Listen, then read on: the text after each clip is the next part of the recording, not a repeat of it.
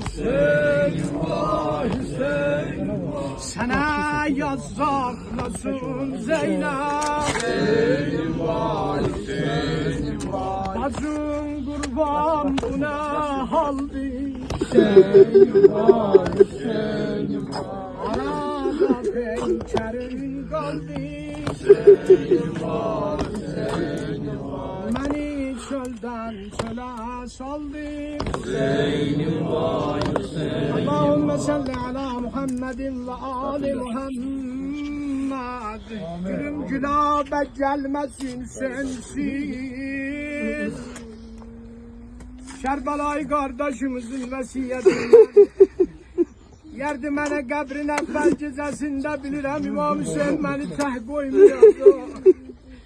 Gülüm gülabə gəlməsin Hüseyinsiz. Üzüm turabə dəyməsin. Üzüm turabə yəni torpağa dəyməsin Hüseyinsiz.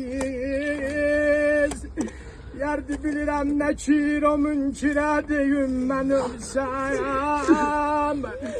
Sual cevabə gəlməsin Hüseyinsiz. Sual cevabə gəlməsin Hüseyinsiz. Bir neçə kəlmə də alalarının dilindən deyim, əzizlərinin dilindən deyim. Ay kardeş bu da evvel ahirinci vidamızdı senden. Kalbimiz isteyen de gelir qəbrivin kenarına. Diyər kardeş teze menzülüm mübarek. Ay benim Kabe-i imanım azar. Her neyim var Gülistanım azar.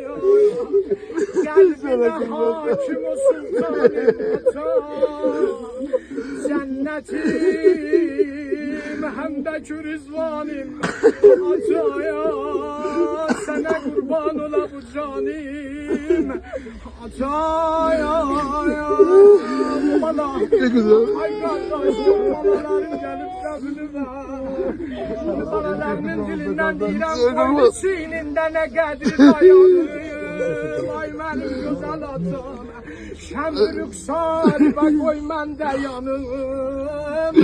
Sayeyi rəhmət və daldalanım ata.